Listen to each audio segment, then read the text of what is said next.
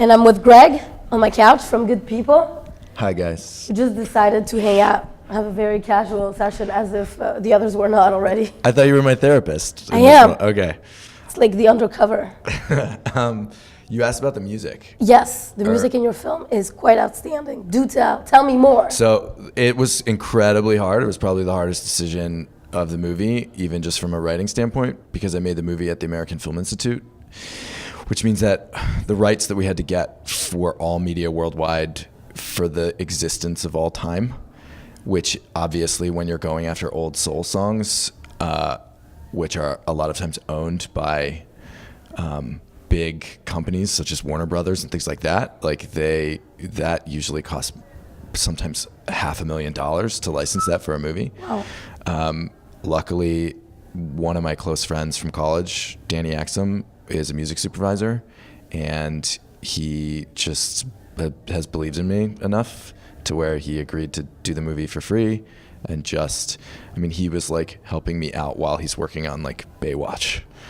And he just did me these huge favors and found me these songs that were really underground. And we would just sit in his room and we would, get high and just listen to music. And he would just give me all these songs that were just like, I think I could get this woman, like she came up with Bob Dylan, but she never made it. Like maybe we could reach out to her. And he just like he just started making me playlists, and it was the greatest thing ever. And luckily, it took a year, and it was like a long trial and error, and a lot of people said no, but like eventually we found 5 songs that worked. Yeah, that worked pretty perfectly, I'd say.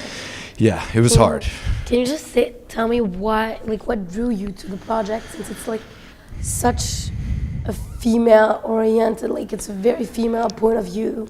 It's funny, I've never gotten that question, and I've been waiting for it, because it's kind of the thing.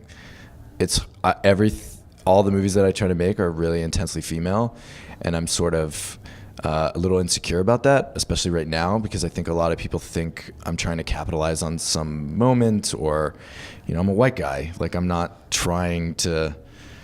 These are the stories that I've been telling. Like I made my first movie in 2010. It was like an intensely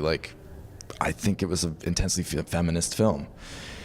I grew up with 2 women. My dad, who was a great dad and was always present, wasn't in my home. So I grew up in a house with 2 women. And when I was, from the age of 10, and I remember my sister, who was older, was always dating kind of troublesome men at the same time that my mother was dating troublesome men. And it just, I don't know, it just kind of steeled me to them as people. And I think that I don't know. I don't know how it influenced me, but I know that it did. That somehow just growing up in a house with 2 women, and like I am married now and I have 2 girls, and I'm just a guy that's always surrounded by women. My friends in high school, all through my life, I've always connected with women. And how did you cast the lead? It's insane. Yeah. She's so right. She hits every single note. Like, I'm not in her situation at all.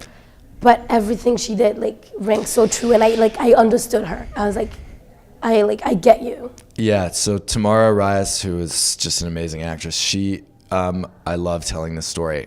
I found her on Backstage. Oh. I spent hours and hours and hours just hunting through reels on Backstage. Another one of the things at the American Film Institute, you're not allowed to pay an actor because it's their SAG agreement. So it's really hard to find cast. And I just found her on Backstage. I saw her reel. She was in a CBS show with another actor, across from another actor who was the guy that I was actually, he was the actor I was going for the main guy in my movie. And I just saw her and I was like, oh, she's interesting. And I looked her up and I saw her reel. And there was stuff in, I could tell that she was emotionally available and vulnerable and all the work that she was doing, and she was very present in every scene that she was in, even if it was a bad clip of a bad movie.